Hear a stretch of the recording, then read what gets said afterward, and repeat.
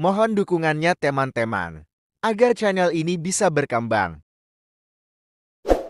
Subscribe, dan jangan lupa nyalakan loncengnya. Serta like, komen, dan share. Selamat datang di channel Firman Tuhan 19. Berbagi firman mempersembahkan Imamat pasal 14. Tuhan berfirman kepada Musa, "Inilah yang harus menjadi hukum tentang orang yang sakit kusta pada hari pentahirannya. Ia harus dibawa kepada imam, dan imam harus pergi keluar perkemahan.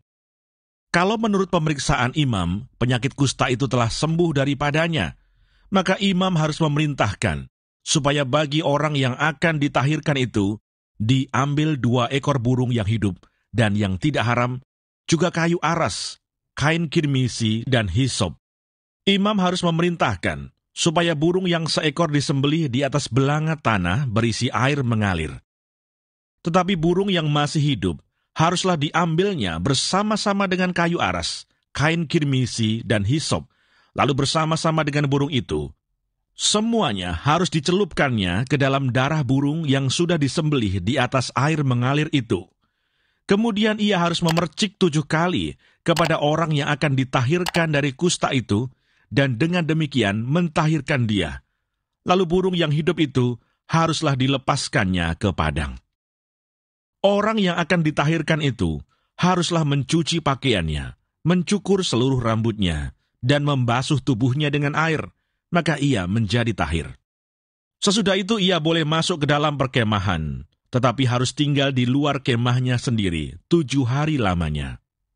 Maka pada hari yang ke-7, ia harus mencukur seluruh rambutnya, rambut kepala, janggut, alis, bahkan segala bulunya harus dicukur, pakaiannya dicuci, dan tubuhnya dibasuh dengan air, maka ia menjadi tahir. Pada hari yang ke-8, ia harus mengambil 2 ekor domba jantan yang tidak bercela, dan 1 ekor domba betina berumur 1 tahun yang tidak bercela, dan 3/10 eva tepung yang terbaik, diolah dengan minyak sebagai korban sajian, serta 1 log minyak. Imam yang melakukan pentahiran itu harus menempatkan orang yang akan ditahirkan bersama-sama dengan persembahannya di hadapan Tuhan, di depan pintu kemah pertemuan. Dan ia harus mengambil domba jantan yang 1 ekor dan mempersembahkannya sebagai tebusan salah bersama-sama dengan minyak yang 1 log itu, dan ia harus mempersembahkannya sebagai persembahan unjukan di hadapan Tuhan. Domba jantan itu harus disembelihnya di tempat orang menyembelih korban penghapus dosa, dan korban bakaran di tempat kudus, karena korban penebus salah. Begitu juga korban penghapus dosa adalah bagian imam, itulah bagian maha kudus. Imam harus mengambil sedikit dari darah tebusan salah itu, dan harus membubuhnya pada cuping telinga kanan dari orang yang akan ditahirkan, dan pada ibu jari tangan kanan, dan pada ibu jari kaki kanannya. Imam harus mengambil sedikit dari minyak yang 1 log itu, dan menuangnya ke telapak tangan kiri imam sendiri.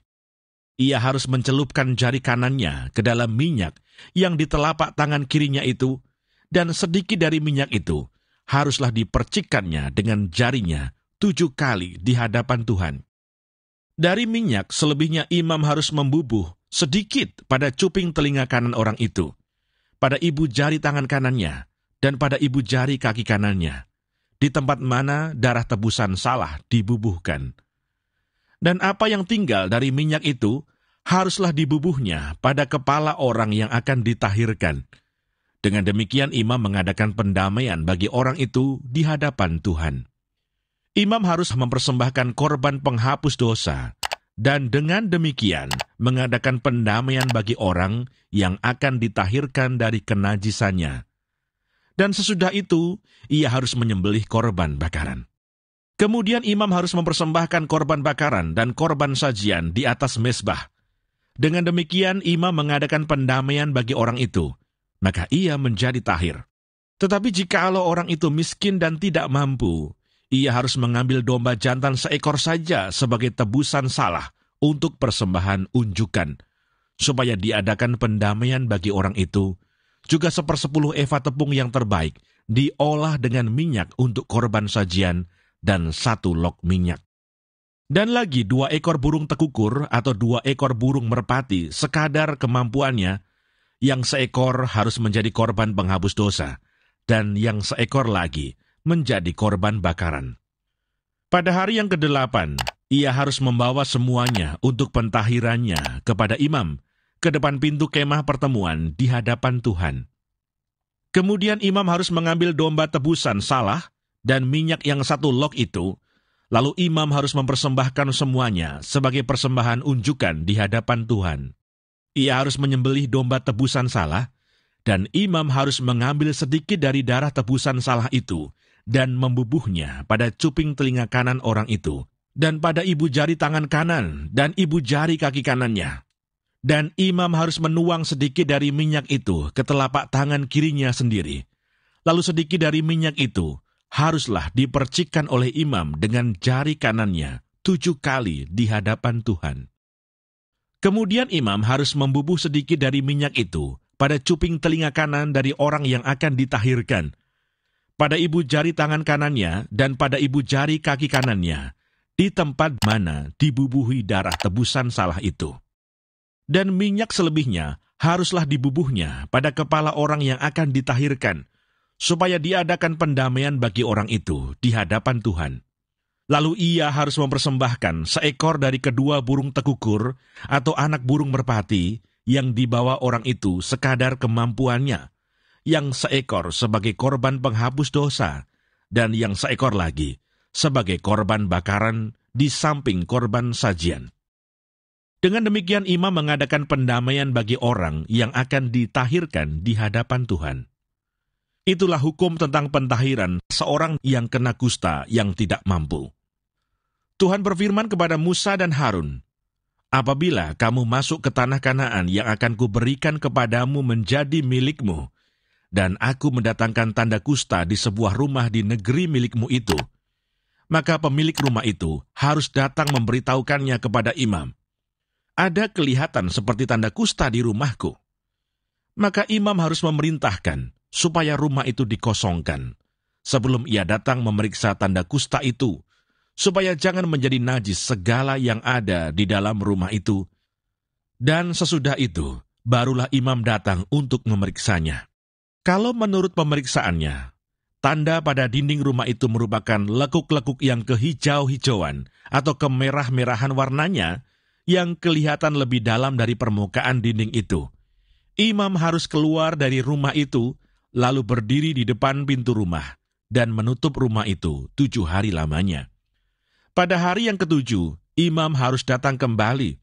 Kalau menurut pemeriksaannya, tanda kusta itu meluas pada dinding rumah, maka imam harus memerintahkan supaya orang mengungkit batu-batu yang kena tanda itu dan membuangnya keluar kota ke suatu tempat yang najis. Dan ia harus mengikis rumah itu sebelah dalam berkeliling, dan kikisan lepa itu haruslah ditumpahkan keluar kota ke suatu tempat yang najis. Dan orang harus mengambil batu-batu lain, lalu memasangnya sebagai pengganti batu-batu tadi, dan harus mengambil lepa lain dan melepa rumah itu.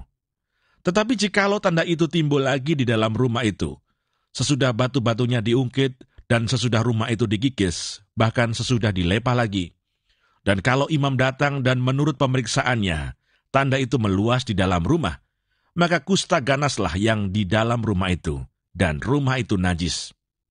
Rumah itu haruslah dirombak, yakni batunya, kayunya, dan segala lepa rumah itu, lalu dibawa semuanya keluar kota ke suatu tempat yang najis.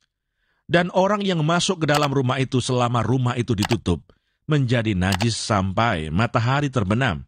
Dan orang yang tidur di dalam rumah itu haruslah mencuci pakaiannya. Demikian juga orang yang makan di dalam rumah itu haruslah mencuci pakaiannya. Tetapi jikalau imam datang dan menurut pemeriksaannya, tanda itu tidak meluas di dalam rumah itu sesudah dilepa, maka imam harus menyatakan rumah itu tahir karena tanda itu telah hilang.